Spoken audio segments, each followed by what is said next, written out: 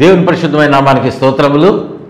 దేవుని యొక్క సన్నిధిలో ఏకీభవించిన మీ అందరూ కూడా మరోసారి ప్రభునామంలో వందనాలు తెలియజేస్తా ఉన్నాం. బాగున్నారండి మీరందరూ? దేవుడు మీకు తోడుగా ఉన్నాడనేటువంటి ఆ మాట మీ ముఖాలలోనే తెలుస్తూ ఉంది. సంతోషంగా ఉన్నారు, ఆశీర్వదించబడినటువంటి వారుగా ఉన్నారు. ఎవరైనా కొంచెం బాధపడతా ఉంటే ఎక్కడా కృంగిపోద్దు, కానీ నమ్మకంగా ఉన్నటువంటి దేవుని మీరు వెంబడిస్తూ ఉన్నారు. నమ్మకస్తుడు ఆయన విడిచిపెట్టొద్దు. దేవుడు మీకు తోడుగా ఉండి మిమ్మల్ని దీవిస్తాడు. దేవునికి మహిమ కలుగును గాక. హల్లెలూయా. అటువంటి కృప పరిశుద్ధాత్మ దేవుడు మీకు అందరికీ దయచేయును గాక. ఆమేన్. దేవుని యొక్క వాక్యాన్ని మనం ధ్యానం చేసుకుందాం. గడిచినటువంటి ఎపిసోడ్లో యోగ్యురాలు తన పిరిమిటికి కిరీటము అనేటువంటి మాట మనం జ్ఞాపకం చేసుకొని ధ్యానం చేసుకుంటా ఉన్నాం. సామెతల గ్రంథంలో వ్రాయబడినటువంటి ఈ మాట మనం చదువుకున్నాం కదా. ప్రియ దేవుని బిడ్డలారా, ఈ యొక్క ప్రభువారికి కావలసినటువంటి వధువు కొరకు తండ్రి అయినటువంటి దేవుడు చూస్తూ ఉన్నాడు. ఆయన విశ్వములో, మాట జాగ్రత్తగా విన్నారా నేను మాట్లాడిన మాట, ప్రపంచములో అనట్లా, విశ్వములో. విశ్వం అంటే మనం చూస్తున్నటువంటిది ఒక ప్రపంచమే, మనం ఉండేటువంటిది. ఈ ప్రపంచములు, ఇలాంటి ప్రపంచములు చాలా ఉన్నాయి. ఈ సౌర కుటుంబంలో భూమి అనేటువంటిది ఒకటి భాగంగా ఉన్నది. అట్లాంటి ప్రదేశాలు, సౌర కుటుంబాలు చాలా ఉన్నాయి. అటువంటి ప్రతి ప్రపంచంలో, ప్రతి భూమి మీద చాలామంది ఉన్నారు జీవిస్తున్నటువంటి వాళ్ళు. కానీ దేవుడు ప్రభువుకి, యేసుక్రీస్తు వారికి వధువుగా ఉండటానికి ఈ భూలోక కన్యకనే ఆయన ఎన్నుకుంటా ఉన్నాడు. దేవునికి మహిమ కలుగును గాక. హల్లెలూయా, హల్లెలూయా. ఎందుకు భూలోకములో ఉన్నటువంటి ఆ ప్రజలను దేవుడు ఎన్నుకుంటా ఉన్నాడు? ఎందుకు భూమి మీద ఉన్నటువంటి వారినే దేవుడు ఎన్నుకుంటున్నాడు? ఇక్కడ కన్యక అంటే, వధువు అంటే, మన కుటుంబంలో ఒక యవ్వనస్తునికి, కుమారుడికి కానీ లేకపోతే తమ్ముడికి కానీ మగపిల్లలకు పెళ్లి చేయాలంటే ఆడపిల్లను మనం చూస్తాం. కానీ ప్రభువుకి వివాహం కొరకు ఆయన ఎవరిని చూస్తున్నాడు అంటే, ఈ లోకములో ఉన్నటువంటి పురుషులు కూడా ఆ వధువుగానే లెక్కిస్తాడు. ఎందుకంటే వారందరూ కూడా దేవుడు వారిని విడిచిపెట్టట్లా కోరుకుంటా ఉన్నాడు. మళ్ళీ మనం ఆ అంశంలోనికి వెళ్తే అది వేరే టాపిక్ డైవర్ట్ అవుతుంది. అందుకని ఇక్కడ నుంచి నేను స్కిప్ చేసి మీకు అంశంలోనికి వెళ్ళిపోతా. భూలోకంలో ఉన్నటువంటి సంఘమును దేవుడు ఎన్నుకుంటా ఉన్నాడు. సంఘము అంటే మనము చర్చ్ అంటూ ఉంటాం. ఆ చర్చిలో మగవాళ్ళు ఉంటారు, ఆడవాళ్ళు ఉంటారు. కేవలం ఆడవాళ్ళు మాత్రమే కాదుగా ప్రార్థన చేసేది, మగవాళ్ళు కూడా చేస్తూ ఉంటారు. తక్కువ మంది ఉన్నా, ఎక్కువ మంది ఉన్నా వాళ్ళు కూడా ఉంటానే ఉంటారు కదా. కాబట్టి సంఘం అంటే ఆడవారు, మగవారు, స్త్రీ పురుషులు ఇద్దరు, వారందరినీ దేవుడు వివాహం చేసుకుంటాడు. లేకపోతే వాళ్ళు విడిచిపెట్టబడతారన్నమాట. విడిచిపెట్టబడితే అగ్నిగుండంలోనికి వెళ్ళిపోతారు, నరకానికి. అలా కాదు, ఆయన అందరినీ ప్రేమిస్తూ ఉన్నాడు కనుక అందరినీ ఆయన కోరుకుంటా ఉన్నాడు. సార్వత్రిక సంఘము. యేసయ్య శిలువలో రక్తం చిందించింది సంఘము కొరకు, ఒక్క స్త్రీల కొరకు మాత్రమే కాదు. మీరు అర్థం చేసుకోండి మాట. కొంచెం తర్వాత మీరు బైబిల్లో ఉన్న వాక్యాలు చదవండి. పరిశుద్ధాత్మ దేవుడు మీకు ఇంకా లోతుగా మిమ్మల్ని నడిపిస్తాడు. మనం 30 నిమిషాలు ప్రసంగంలో, టీవీ ప్రోగ్రాంలో ఎక్కువ మనం డీప్గా వెళ్ళలేంగా. కాబట్టి క్లుప్తంగా నేను ఈ సందేశాన్ని ముందుకు కొనసాగుతా ఉన్నా. ప్రియ దేవుని బిడ్డలారా, ఇక్కడ మనము ఆలోచన చేసినప్పుడు భూలోకంలో ఉన్నటువంటి సంఘాన్ని దేవుడు ఎందుకు కోరుకుంటున్నాడు? భూమి మీద ఉన్నటువంటి నరులందరూ చెడిపోయారు కదా. పరలోకంలో దేవదూతలు ఉన్నారు కదా, వారినే వివాహం చేసుకోవచ్చుగా. వివాహం అంటే శరీర సంబంధమైనటువంటిది కాదు. ఈ మాట గుర్తుపెట్టుకోవాలి. మళ్ళీ దేవదూతలు దేవుని చేత సృష్టించబడ్డారు, పాపము లేనటువంటి వారుగా, వాళ్ళనే పెళ్లి చేసుకోవచ్చుగా, వారినే వధువుగా చూసుకోవచ్చు. కానీ కొన్ని ప్రశ్నలు మన హృదయంలో కలగవచ్చు. దేవదూతలలో పాపము లేదేమో కానీ లోపమున్నది. దేవునికి మహిమ కలుగునగాక. హల్లెలూయా. వారిలో, ఆ దేవదూతలలో లోపాలున్నాయి. దేవుడు వారిని అగ్నిగుండంలో పడేయటానికి సిద్ధపడ్డాడు. ఎవరైతే దేవుని యొక్క మాటను వ్యతిరేకించి హృదయంలో తప్పిపోయి అపవాది తేజో నక్షత్రంగా పిలువబడినటువంటి వాడు, ప్రభువుని ఆరాధన చేసినటువంటి వర్షిప్ లీడర్గా ఉన్నటువంటి వాడు, గొప్ప నాయకుడుగా దేవుడు ఏర్పాటు చేస్తే, అంటే అక్కడ దేవుని ఆరాధించేటువంటి ఆ దూత గణములను లీడ్ చేస్తున్నటువంటి లీడర్గా ఉన్నాడు, వర్షిప్ లీడర్గా. మండుతున్నటువంటి రాళ్ల మధ్యలో సంచరించినటువంటి వాడని లేఖనం తెలియజేయబడింది. దానియేలు కంటే జ్ఞానవంతుడు. అటువంటి వాడు తలంపులు కలిగి, నేను దేవుని కంటే నా సింహాసనాన్ని నేను హెచ్చించుకుంటా అన్నట్లుగా, దేవుని కంటే నేను ఎక్కువగా ఉండాలి, లేకపోతే దేవునితో నేను సమానంగా ఉండాలనుకున్నాడు కనీసం కదా. దేవుని కంటే ఎక్కువగా ఉండలేను, కనీసం అట్లీస్ట్ ఈక్వల్గా ఉండాలి. ప్రభు తర్వాత నేనే అధికారిని అన్నట్లుగా ప్రవర్తిస్తూ ఉన్నాడు. దేవుని బిడ్డలారా, ప్రవర్తించాడు. నేటికి కూడా అలానే ఉన్నాడు. మీరందరూ యేసయ్యను ఆరాధించేది, నన్ను కూడా ఆరాధన చేయండి అని అటువంటి తలంపులు కలిగినటువంటి వాడుగా ఉన్నప్పుడు పరలోకము నుండి అపవాది పడద్రోయబడ్డాడు. మనకు తెలిసినటువంటి మాటేగా, యెషయా గ్రంథంలో వ్రాయబడినటువంటి మాట. ఎవరైతే, ఏ అపవాదైతే పరలోకము నుండి పడద్రోయబడ్డాడో వాడిని అనుసరించినటువంటి దూత గణములు కూడా చాలామంది పరలోకంలోంచి పడద్రోయబడ్డారు. దేవుడు వారిని కూడా నెట్టివేశాడు. ప్రియ దేవుని బిడ్డలారా, అటువంటి వారిని దేవుడు కోరుకోవట్లా, వారికి విమోచన కూడా కలుగు చేయట్లా. వారిని అందుకే దేవుడు ఏర్పాటు చేసినటువంటి వాడుగా ఉన్నాడు. కానీ తన చేత సృష్టించబడినటువంటి వారు కానీ ఆదాము హవ్వల ద్వారా కలిగినటువంటి సంతానమును విమోచించటానికి దేవుడు సమస్తమును ఎదిగినవాడు కదా. మానవుడు ఎలాంటి వాడు?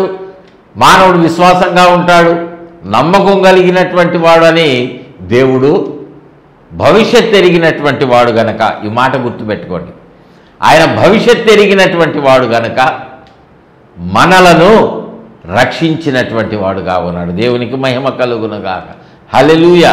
చూడండి, సామెతల గ్రంథము 31వ అధ్యాయము 11వ వచనంలో, ఆమె పెనిమిటి ఆమె యందు నమ్మిక ఉండుచును. చూసారా, ఆమె పెనిమిటి గుణవతి అయినటువంటి భార్యగా ఉన్నటువంటి ఆమె భర్త తన భార్య మీద, గుణవతిగా ఉన్నటువంటి భార్య మీద నమ్మకం ఉంచుతాడంట. ఆ నమ్మకము కలిగినటువంటిదిగా ఆమె భర్త దృష్టిలో కనిపిస్తూ ఉంది. అందుకే దేవుడు భూలోకంలో ఉన్నటువంటి సంఘము కొరకు, బిడ్డల కొరకు తన రక్తాన్ని చిందించి వారికి విమోచన కలుగజేశాడు. దేవునికి మహిమ కలుగునుగాక. హల్లెలూయా. నిన్ను నన్ను తనకు వధువుగా ఆయన ఎంపిక చేసుకోవడానికి ఆయన సిద్ధంగా ఉన్నాడు. ఆల్రెడీ మార్గాన్ని సరళం చేశాడు. నువ్వు ఆయన ప్రణాళికలో ఉన్నావు కాబట్టి నువ్వు దిగులు పడాల్సినటువంటి పని లేదు. వెనుదిరిగి చూడొద్దు. ప్రియ దేవుని బిడ్డలారా, నువ్వు నమ్మకం ఉంచు. దేవుడు నీ మీద నమ్మకం ఉంచాడు. ఆ నమ్మకాన్ని నువ్వు నిలబెట్టుకునేటువంటి జీవితాన్ని నువ్వు జీవించు. ప్రియ సహోదరుడా, ప్రియ సహోదరి, దేవుడు దేవదూతలను కాదు కానీ నిన్ను నన్ను దేవుడు తన కొరకు ఏర్పాటు చేసుకున్నాడు. ఈ భూలోక సంఘమును ఆయన ఏర్పాటు చేసుకున్నాడు. నల్లని వారిగా ఉన్నటువంటి మనలను శారీరకంగా నలుపు కాదు, మనము గుణవతిగా ఆత్మ సంబంధముగా గుణవతిగా మనం జీవిస్తే ఆయన మనలను ఎన్నిక చేసుకుంటాడు. అటువంటి భార్య దొరకటము అరుదు అరుదు. ప్రియదేవుని బిడ్డలారా, దేవుడు నిన్ను ఈ లోకములో అనేక మంది చేత తృణీకరింపబడినటువంటి వానిగా నువ్వు ఉండొచ్చు. చదువు లేకపోవచ్చు, జ్ఞానం లేకపోవచ్చు, ఆస్తిపాసులు లేవు, అయినా సరే దిగులు పడద్దు, అయినా బాధపడొద్దు. దేవుని చేత నువ్వు విమోచించబడ్డావా, పాపక్షమాపణ పొందావా, నువ్వు వధువుగా ఉండటానికి యోగ్యురాలివే. దేవునికి మహిమ కలుగును గాక. హల్లెలూయా హల్లెలూయా.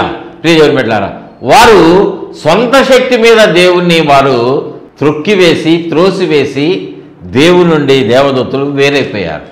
కానీ మానవుడు దేవుని చేత విమోచించబడ్డారు కనుకనే ఈ భూలోకములో ఉన్నటువంటి సంఘమును దేవుడు విడిచిపెట్టలేదు, వధువుగా ఏర్పాటు చేసుకున్నాడు. ఏంటి ఆ లక్షణాలు అంటే మనం చూసినట్లయితే అపోస్తుడైనటువంటి పేతురు సంఘానికి వ్రాసినటువంటి మొదటి పత్రిక చూడండి, మొదటి అధ్యాయం 17వ వచనంలో, కనుక మీరు పరదేశులై ఉన్నంత కాలము భయముతో గడుపుడి.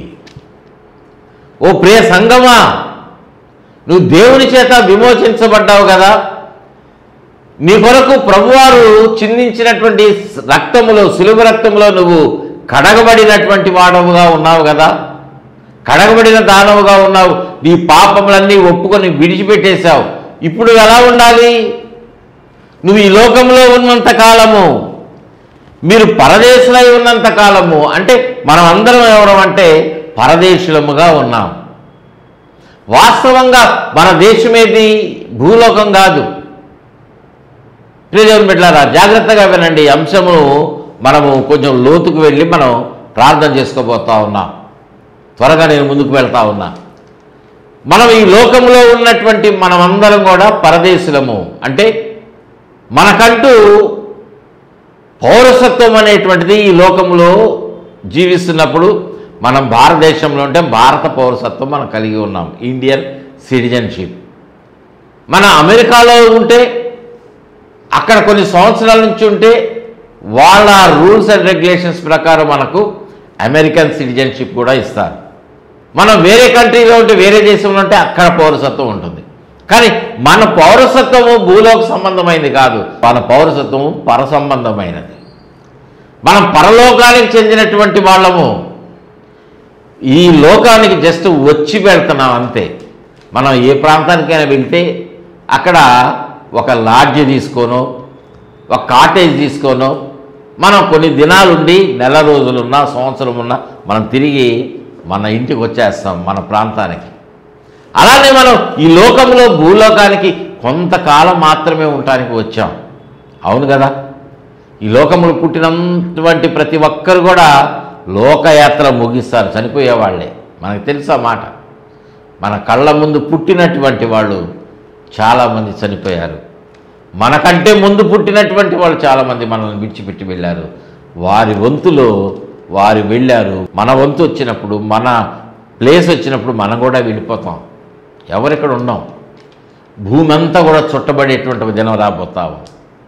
ప్రియదేవుని బిడ్డలారా, భూమి అంతా ఎవరు లేనటువంటి సమయం ఒకటి రాబోతా ఉంది. అయితే మనం ఈ లోకంలో కొంతకాలం మాత్రమే ఉంటాం కాబట్టి ఆ బ్రతికినటువంటి ఆ కొద్ది దినాలు మనం ఎలా ఉండాలి అంటే భయముతో గడపండి. దేవునికి మహిమ కలుగును గాక. ఈ లోకములో భూమి మీద ఉన్నటువంటి వాళ్ళు మాత్రమే భయంతో బ్రతికేటువంటి వాళ్ళుగా ఉన్నారు. దేవుని అందలి భయము, దేవుని అందలి మనం కలిగి ఉన్నటువంటి భయం ఎలాంటిదంటే అది పవిత్రమైనది. ఆ భయంతో మనం బ్రతకాలి. అందుకే ఈ లోకంలో మనం ఉన్నటువంటి కాలం అంతా మన రక్షణను మనం ఎలా కొనసాగించుకోవాలి? భయముతో, వణకుతో మీరు కొనసాగించుకోండి పౌలు భక్తుడు లేఖ రాస్తా ఉన్నాడు. ప్రియ దేవుని బిడ్డలారా, పేతురు భక్తుడు అంటాడు, మీరు భయంతో కొనసాగండి. ఒక మాట మనం ప్రశ్నించుకుందాం, మనం భయంతో వెళ్తున్నామా?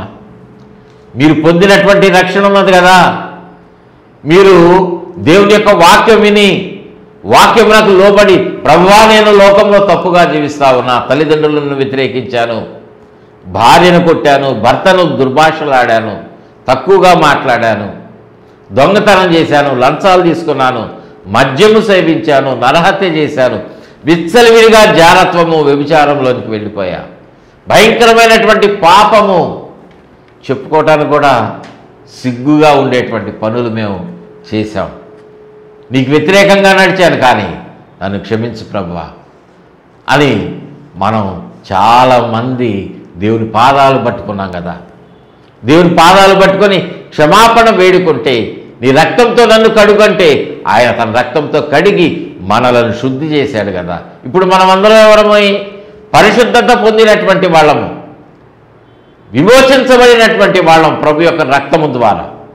మనం అందరం ఎలా బ్రతకాలి ఇప్పుడంటే భయంతో బ్రతకాలి, పాపమును చేయకుండా, పాపం వైపు చూడకుండా, పాపములో పాలు పంపులు పొందకుండా మనం భయంతో బ్రతకాలి.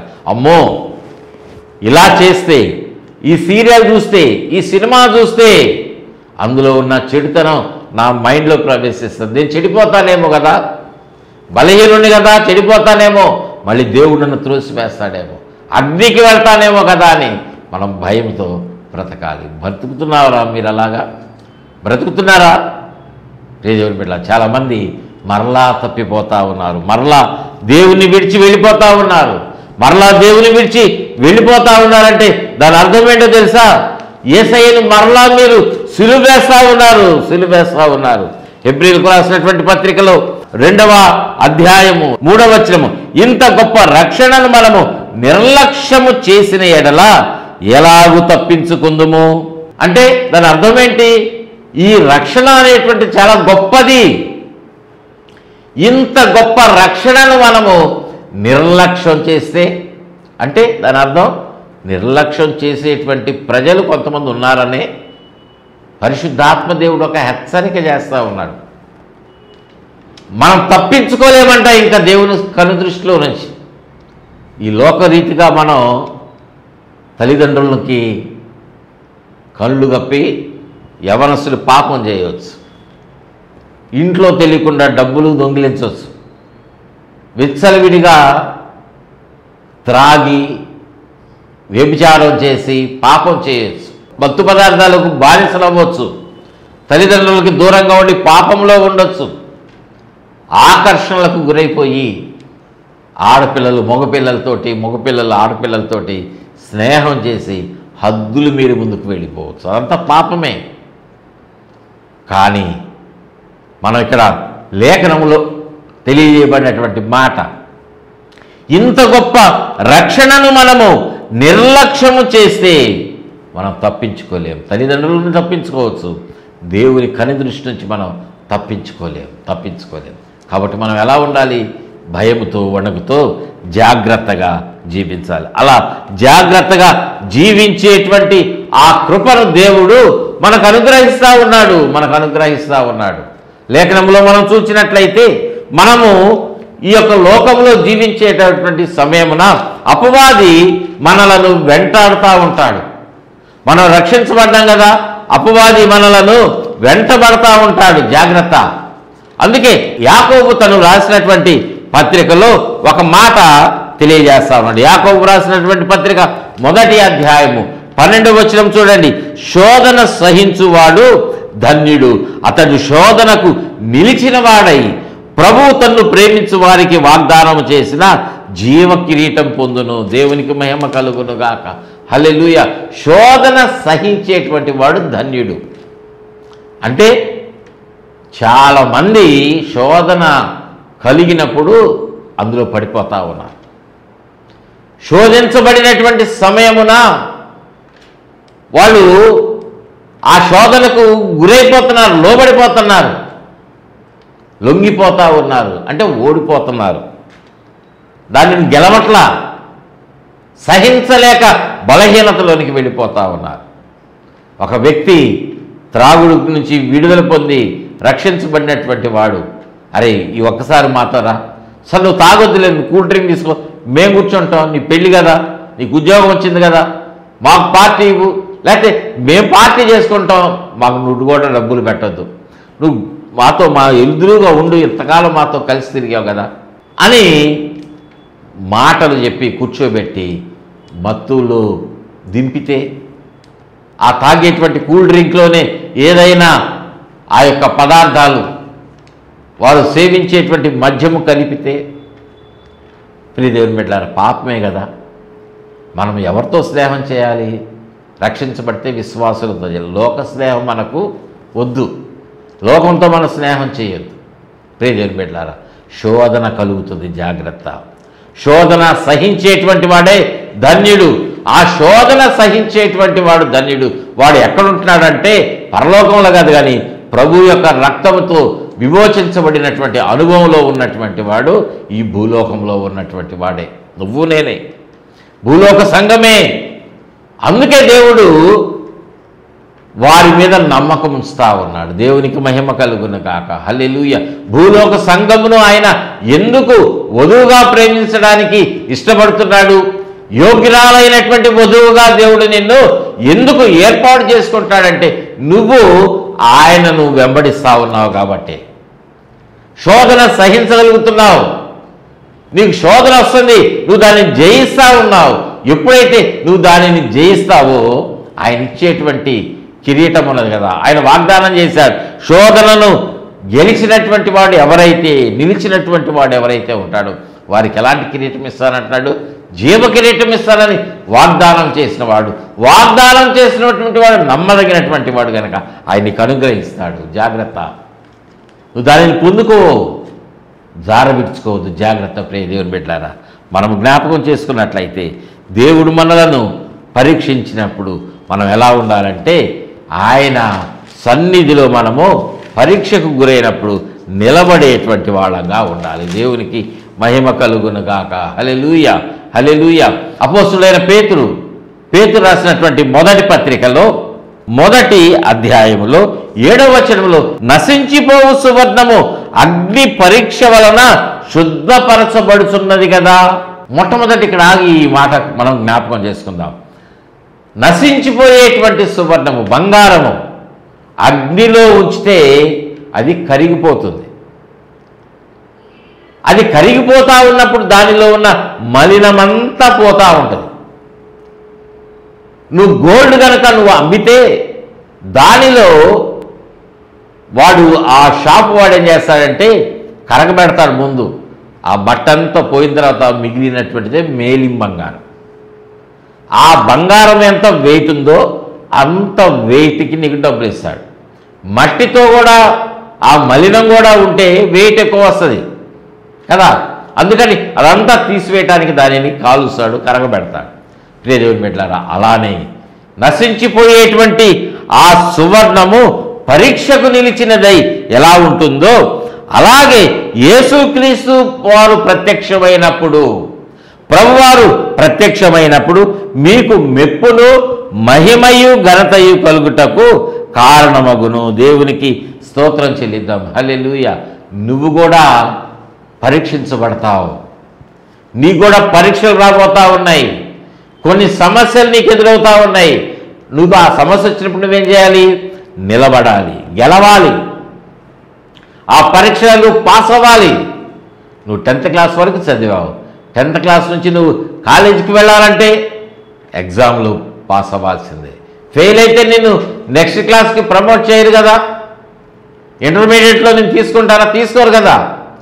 అలానే మనకు పరీక్ష అనేటువంటిది లోకరీతిగా కలుగుతుంది. ప్రియ దేవుని బిడ్డలారా, ఆ పరీక్షలో మనము నిలబడేటువంటి అనుభవంలో ఉండాలి. దేవునికి మహిమ కలుగునుగాక. హల్లెలూయా. చూడండి, మనం ఒక మాట చదువుకున్నట్లయితే కొరింథీయులకు రాసినటువంటి 2వ పత్రిక 8వ అధ్యాయము 2వ వచనంలో, వారు బహుశ్రమల వలన పరీక్షించబడ్డారంట. ఈ సంఘము శ్రమల వలన పరీక్షించబడింది. అంటే వాళ్ళకి శ్రమలు కలిగాయి. మీరు అనుకోవద్దు, యేసయ్యను నమ్ముకుంటే, యేసయ్యను ప్రార్థన చేస్తే, యేసయ్యను ఆరాధన చేస్తే శ్రమలు నాకు రావు అని అనుకోవద్దు. ఎవరైనా చెప్పినా మాట వినద్దు.